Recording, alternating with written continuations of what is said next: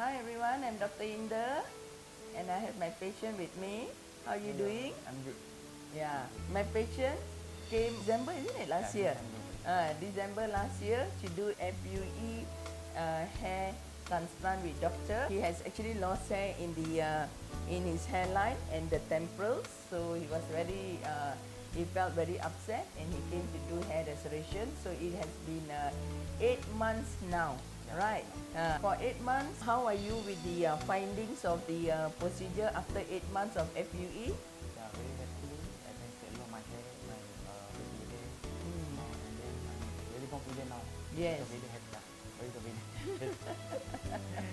Yeah, actually he did focus a lot on his hairline, so and his temple, so it looks very natural now and very nice. So I myself am very happy with the results. So thank